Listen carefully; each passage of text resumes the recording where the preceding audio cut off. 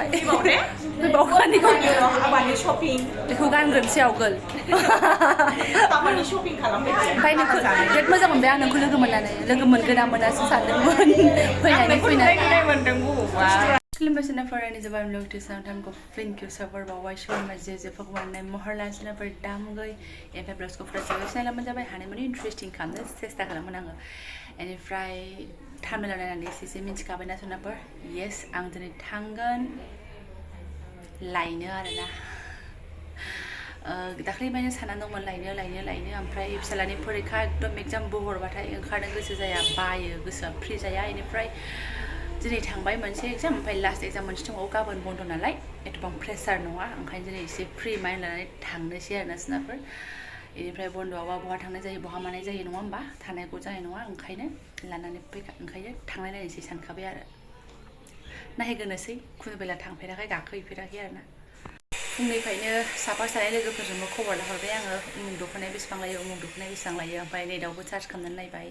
रावबोथ' fix दामखौ खिन्थानो हायाबा दखानफोराव आलदा लायोना सोरबा लोगोआ बिदि बुंहरबाय सोरबा लोगोआ बिदि बुंहरबाय बिदि दख'नाया बिदि गावसोर मिथिनायखौ बुंहरबाय आरोना ओमफ्राय दा आङो गावनो थांथारनानै सोंहैनोसै आरो थाङैनि सिगाङावनो एसे खबर लाखानानै गुदि खिथा सोंखानानै थांनाय बायदि जाया नङा होमबा एसे एनै नलेजखौ लाखानानै थांनांगौ जिहेतु आङो खुनु बेला खबरबो लाया मिन्थियाबो बिदि दख'ना ओंखारदों बे भाइराल जाथारदों नालाय बेफोरखौ आं मिथिगौ बाट आं दामफोरनि इसेबां डिटेल्सखौनो सोंफेराखै दा लायनो होननानै गोसो जादों नालाय ओंखायनो सोंनो नायबाय आरो दाथ' सोलिबाय थानाय दख'नाफोरा एफएनए लफाय बिबार नङा होमबा सोनाफोर स' बेफोरनिनो आंबो मोनसे प्लेन बानायदों जिहेतु आंनाव गैखाथारा ओमफ्राय दा नायनोसै नायलांबाय थादो बिदिब्ला आं दिनै ब्लगसाव नोंथांमोनजों मा सेयार खालामलांनो हायो बेनिफ्राय ओमफ्राय नोंना गोसोआ जेरावखि गैया जेसेबां फुरथियानो जा जेरावखि थांनो लागियानो जा बे खामानिखौथ' नों मावाबा गखाया स' आंहा दिनै लादों बान्दा कफि भाजा एवनो ओमफ्राय मा बुङो सोनाफोर दालि बे आलु बाथोन खालामोन आलुखौ दालियाव रुफानोसै आङो दंनायाथ' दङ हनै फान्थाव थाइनैसोबो दंमोन आरोना जाया गथ'फ्रा बेबो आंनोनो जाजोबगोन सान मोना नोंबो जादे मा बान्दा कफिखौ जादे जिंजिजि जागोन ओइ माव जागोन दे जागोन होन जागोन नोंनो एक नाम्बार जाहैया बेनिफ्राय आरो फेभरेट कालाराथ' गोसोमानो जाहैबाय आरो गोसोम मोजां मोनग्रा माथो आंनि लोगोफ्रा मेला ओंखारबाय बिनानावमोनहाबो बिब'मोनहाबो थै नोंसोरबो आंनि कम्पानिसो अब्लाबो सोरबा बुंबाय फुजा सिजोनाव गोसोमखौ दालाथ'सै आगै सोरबा बुंबाय आरोना गोसोमखौ लाथ'ला आंना बिदिनो दा न'आव जुदि कालार डिसाइड खालामनानै थाङाबा मा नुगोन मा नुवा गोसोमखौसो ट्रें जानानै फैयो ओमफ्राय न'आव कालार डिसाइड खालामनायाथ' आंना बाथ' कालारनि बिनानाव बाथ' कालार हां होनदोंमोन ना ओमफ्राय सोरबा लोगोफ्रा बुंबाय बिदिखौ लानो नाङालै होननानै ओमफ्राय दा दखानाव नायहैग्रोनोसै खिजानि फटकखे मेगनाव नांनायबो ओंखारनो हागौ आंजों खिजानि एसे साजि साबनो खालि गल'टिबाबो ओमफ्राय बिदि सानबाय आरो ओंखायनो कालारखौ जेबो डिसाइड खालामथ'वासै दे सोनाफोर देखायलांबाय थागोन आंनालाय लाखोमा जेबो गैखाया दा फार्स्ट गाखोहैनो सानग्रोनाया जाहैबाय फुजिनि हेल' लेडिसाव आरोना स' हानायमानि दखानखौबो आङो एक्सप्लर खालामनो नाजागोन सोनाफोर नुखाबाय नोंथांमोना बेनियावनो गावनो माने स्रां देखायखानाय दङ अब्लाबो एबार आंनि नोजोरजों आंनि एंगेलजों नायदो सोनाफोर बबे खनायाव मा दं बेखौसो खेबहैगोन आं बाराबा ओमफ्राय आंहा नैबेखौ आरो सोमनानै दोनबावदों बुदा आरोना दा मा खालामनाय जायो एक्सट्रा ओरैनो भाजा एवनाय जायो ना सामब्राम बानलु हानानै जानाय जायो ना नैबेबो एसे गारलाना हरनाय जायो जायखिजाया होखावनोसै स्कुल गनाय टाइमजों अखा रे हानायजों ना स्कुटि लाबोजायो ना मा लाबोजायो जा उन्दुनोसो ओंखारदोंमोन आङो लानानै फैग्रोनोसै सोनाफोर ओरैबायदि लिलाला थांनो ओंखारबाय लायगोनबा मा गांसे ओमफ्राय टफा लाग्राफ्रा जिउ नामा बेनिफ्राय फाग्लायाबो सोर खिथाब्रबलायखो बारा मोजां कालेक्सन गैया होननाय नों खोनामारदों लोगोआ थांदोंमोन होनबाय लोगो थांनानै बिदिसो जाबोबाय दा थेवबो नायनानै फैनोसै गावबागाव मेगनथ' ना मा होनो नायनोसै लोगोआथ' बुंदोंनो मोजां कालेक्सन गैया आलदा ओमफ्राय दा थांनाय नायनोसै थेवबाबो जों गोसोखौ बानायखाबाय जखन थांफेराखैबो जाहैबाय ओंखायनो नायथारनोसै आरोना खिजानि दिनैसो फार्स्ट खिजानि जोंनि नोजोरा बोरैबा टप फसायनोबो हागौ जुदि फसायनाय कालार गैयाबा जोंबोलाय मानो लानो ने बिबाजै जोंबो लाया नांगौबा उनाव थांगोन आरो दखान मेरला दङ कालारबो नायनांगोन ना ओरैनो सोमखा मानसि कालि कल'टि जाला मालाया जाखाया रागा जोंबा दा गोसोमखौ ड्रें लाफ्लांनानै फैगोन आंना लिलि लाला थाबायनानैसो फैथारबाय आरोना रिक्सा टिक्सा नियम गैलायला गाखोहांबाय नै जोंहा थौ थांस्लाबनो मोनि ओमफ्राय गावखौ नुनानै आं बिराद मोजां मोनदों आरोना बेसेरा फिसालाखौ ब्लग बानायनाय नुनानै ओमफ्राय हाय होनबाय रायलायबाय मोजाङै रायलायदोंमोन एरलु एरलानो गावनो आंखौ नुग्रा सिनायनाय खिथाखादों माने नुनाय मोनखादों आं नोंखौ मबाइलावनो होननानै बुंखादों नालाय ओंखायनो सोंनानैसो आं भिडिअखौ लानाय जादों आरोना बेनिफ्राय नायबाय मोनसेल' कालेक्सन नङा सिजौ ब्रेन्ड दङ बिबार ब्रेन्ड दङ ओमफ्राय एफएनए ब्लफाइ आरो पाटनि दंजोबो आरोना सनाफोर बेनिफ्राय बिराद मोजां रायलायलायनाय ब्लग्स बानायदोंमोनलै ओमफ्राय मा खालामनो साइडआव जि फेमास गान दामगासिनो दंमोन माथो राहाबाव ओमफ्राय कपिराइटथ' फैखागोन नालाय ओंखायनो आङो भइसखौनो होबाय आरोना ओमफ्राय गावबो दांनाय बिलिरनाय बासिनानै होफादों नायफादों मामार लाखादो बारा गोबाव थाया जोंनाव जिफोरा थाब गलाङो थाब जोबो होनना बुंदों आरोना बेनिफ्राय जोंखौबो सोंबाय अबेनि नोंसोर अबे थायो जोंनि खाथिथिं थायोमोन ने होननानै आरोना एसे मानसिया आंनि सोमोन्दै मिन्थिखागोन मानो होनबा आंनि ब्लग्सखौ ससे नायफ्लांबानो मिन्थिखागोन गावनिनो एरियानिखा दाउ बयलार लायनाय मा लायनाय बेफोरखासो नालाय आंनि ब्लग्सआ ओमफ्राय नैबे आंना पार्टनाराबो बेखौ नायलाय होननानै हाननानै होदों आरोना ओमफ्राय ओरैनोथ' आङो टारगेट लानानै थांनाया बाथ' कालारनि बिनानाव साथ' कालारमोन नालाय सनाफोर ओमफ्राय बारा नुनाय बायदि मोनाखिसै आङो थेवबाबो नायबाय बेखौ नायलाय इथिंजाय खयरि नायदोंमोन आङो फिसालाया फुरा लाजोबासै आरोना गावबो देखायफाबाय थादों नायबाय आरो सनाफोर माथोबाव ओमफ्राय बिराद मोजां रायलायदोंमोनलै जोङो स्रांनो एसे सुखु दुखुबो खोथा रायलायथारदोंमोन आरोना ओमफ्राय उफाय गैया मा होनना बुंबावनो गानानो बाजायनानै थाबाय नालाय ओमफ्राय नायबाय आंबो फोल्ला फोथाब दांनाय बिलिरनाय फिर नङा नालाय नायनो मोजां मोनथारदों आरोना आरो गावबो थानायजों जाबजों माने गोसोखौ बिराद मोजां मोननानै नायदों आरो सनाफोर आङो ओमफ्राय मारुन कालार ओमफ्राय गोथां सोथांबो नायजोबदों आङो बिदि नेभि ब्लु आरिफोरखौबो नायदों ओमफ्राय आइनायावबो नायदों नालाय बारा साजिनाय मोनासै ओमफ्राय फिसालायासो हमनाय नालाय मबाइलाबो अबेखौबा लाबाय अबेखौबा लायाखै माथो खालामबावनो लाबाय सनाफोर ओमफ्राय जेखि जाया नै एसे आंजों साजिनायखौबो नायनांगोन ना नङा होमबा उफाय गैया जिहेथु आरो आगैमोना आब'मोनाबो बुंदों गोसोमखौ दालाथ'सै एसे लाइट कालार लादो आरि होननानै नङा होमबा ओमफ्राय बे खोथाफोराबो आं गोसोआव लानो होननानै थांखाथारनानै लाथारबायबो सनाफोर एखेबारे मा लांनो फैदोंमोन मा नायखो आं मिथिला आरोना बिबाराहाय बांद्राय गैला जाहैदों आरो इदि एसे डार्क कालाराथ' आंनाव आखन नागिरना मोननाय नङा ओंखायनो एसे लाइट गोमोखौ नायबाय लानाया लाबाय सनाफोर पेकिं खालामखांनायनि उनाव आङो दखानखौबो एसे भिडिअ लालांसै होननानै जिहेथु गावनि पारमिसन लाखानाय नालाय रायलाय आरोना ओमफ्राय नायै बेग कालेक्सनफोर दङ 1500 आरि नुदों आं बारा नायबाय थायासै रेसफोरखौ मानो होनबा आं लानो होननानै थांखायाखै नालाय मोननै मोनथाम टारगेट लानानै थांनो हायाहाय सनाफोर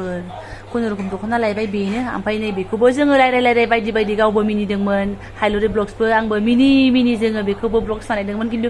गानानो जोंनि ब्लग्सखौ एसे गन्डगल खालामबाय आरोना मोजां मोनगौमोन नोंसोरबो इन्ट्रेस्ट मोनगौमोन दा भइस होनायनिफ्राय रायलाय ब्लग्स बानायनाया साबसिन जायो आरोना ओमफ्राय भइस होनायाव हारसिंल' बं रायलायबाय थानाय माथो खालामबावनो सनाफोर नै सनाफोर नांगौबा सोरबा लांफैबानो जाबाय क'क्राझारनिया बे आलदाफोरनाथ' बिनानावमोना आब'मोना नुवाखै नालाय ओंखायनोसो देखायबाय बेयो इयारिंसफोरबो लायो माने गावनि ब्लग्सआवबो देखायखायो ओमफ्राय आंबो देखायबाय आरोना ओमफ्राय ओरै जिरायग्रा नै गैला फिसाफ्रा जोंना ओमफ्राय बेनि खाथियावनो सेन्देल दं आरोना ओमफ्राय बेथ' सेल्फि पइन्ट मालाय गावनो खिथाखादों बिदनफोरबो दङ सनाफोर ब्रेन्डल' नङा आरोना नै मोजां दं ओमफ्राय गोजौआव इन्दि दङ आं हानहोनानै नायदोंमोन ओमफ्राय दा बुंसै 2000 2500निफ्रायसो स्टार्ट आरो बै एसे स्रों बायदिया बेयो आरोना ओमफ्राय बेयावबो मिनि एसे ब्लग लानाय नालाय आगैमोन आं एसे ब्लग लानोसै नङाबा आंना ब्लगा माजों फुरा जानो मा जानो होननानै जि मिनिदोंमोन आरोना उफाय गैया जाबाय थांसै थादो दे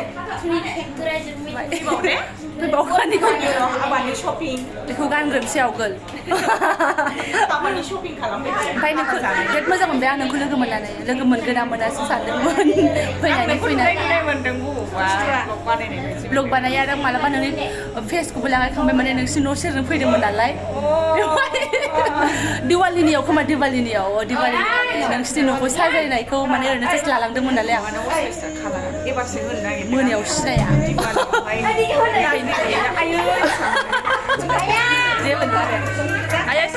थाथ' दे होमबा लांफैदो सनाफोर दङ गोदान हाबबाय थायो जाहैदों फै मोजां थाथ' जों बारा गोबाव थिखिनो हाया बिराद जारला दङना फैदो लाबाय दे सनाफोर लानो फैदो बोरो मोजाङै जोंहा गाखोफेरनो मोना मानो मोना ओरैबा खाथियाव जाखायो नालाय जोंना ओंखायनो थाबायनानै फैदों जोङो नै सरक गुदियावनोखा फैदो लामारबाय जोंना जेने थेने आरोना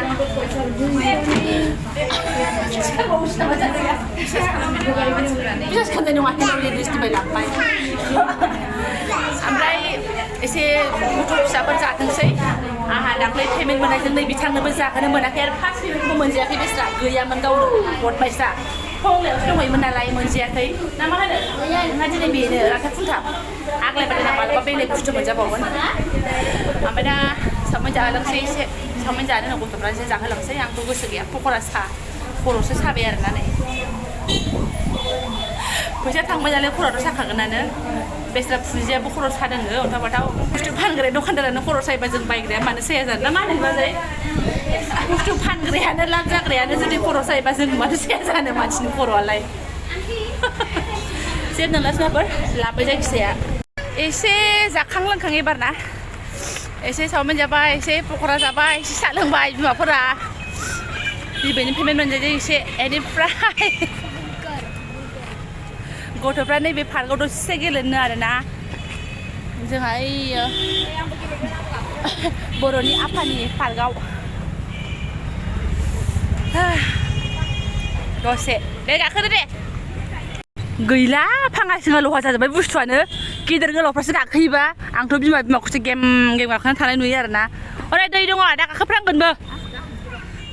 नोंबो गेदेर गोलावसो गाखोनो आरोबावदों थै बेफोरबायदि मानसियानो गाखोनानै सिफायजोब्बाय